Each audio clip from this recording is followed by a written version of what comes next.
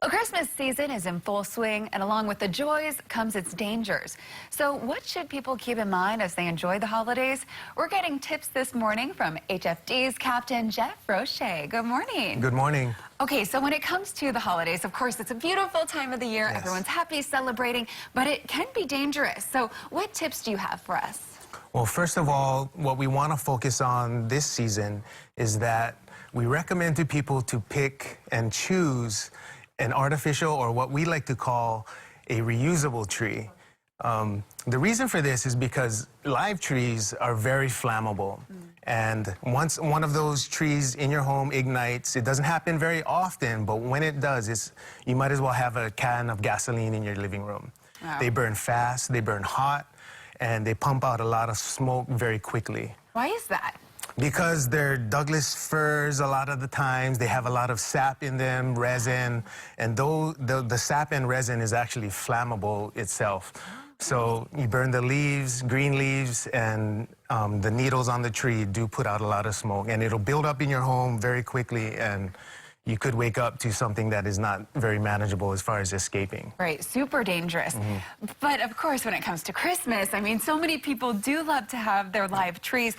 So for those who do still want to have a live tree, what are some things that they can do, I guess, to prevent, hopefully, fires? Okay, well, the first thing, keep in mind that a live tree is much more dangerous than a reusable tree.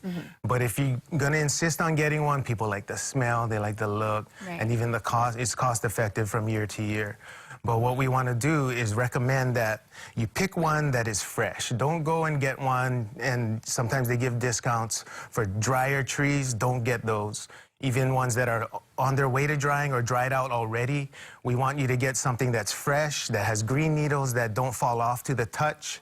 And once you get it home, keep in mind that a lot of people forget to maintain the tree, and it's very basic. It's so basic that people forget it all the time. They forget to water the tree, and the use of additives is also a good idea. Okay, and what types of additives? I'm not sure what they have on the market today, but what it does is it has nutrients in it, and you put it in with the water, and then it helps keep the tree live for as long as possible. Oh, good to know. So similar to with the water. Honestly, I haven't had a real tree in so long. I haven't had a live tree in a long time either. Yeah, I went with the artificial reusable trees many years ago. Okay, well, good to know. I'm doing it right, people. All right, so when it comes to the placement of your tree, because of course a lot of people like to have it in front of the window or their neighbors can see it or this or that, but what's actually the safest spot to have it? The safest spot is far enough away, a safe distance away from any and all heat sources. So the window would be fine. Heat sources like fireplaces, which we probably don't have much of in Hawaii, lights, like hot lamps that can burn pretty hot, and other things that can raise the temperature of the tree to ignition. So it'll depend. Experts say in general 3 feet, but I wouldn't put a Christmas tree 3 feet from a fireplace. Right. I'll put that thing in another room entirely, but if not feasible, I would put it on the other end of the room. So it all depends on what kind of heat source. If it's a small heat source, then 3 feet might be good. But it's up to you to use your determination, use your discretion, and be aware of it. And that's the main thing, that you're aware. There's a heat source, there's something that can burn, and that's the main thing, to get people aware of that. And then when it comes to the actual lights on the tree, are those dangerous? Those are dangerous because anytime you get electrical lighting, you carry with it heat and Christmas tree do not mix. So what we recommend is you make sure you buy indoor lighting.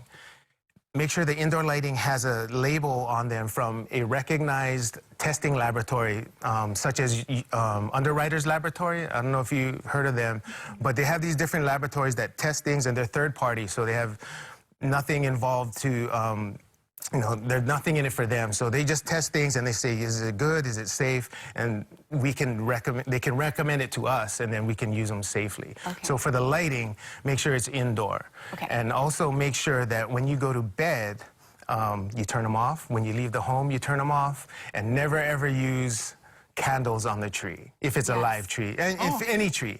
If you have to have that effect, they have these artificial candles. We're going artificial this year. Right. So artificial candles, they're LEDs mostly, and they have the same effect as a real candle. And almost none of the dangers of or the risk of starting a fire. Right. I didn't even know people put real candles on their trees. I didn't that either. Does not sound safe. I didn't either. All right. Well, thank you so much for joining us. And again, after Christmas, of course, the sooner that you can get rid of Get it your out of tree, there the better. as quickly as possible. A dry tree is a high fire risk. Right. Do not store it in your home or in the garage or up against the house. Get it into your recyclable, the green waste bin, out to the curb, and the next green waste pickup day, it's gone.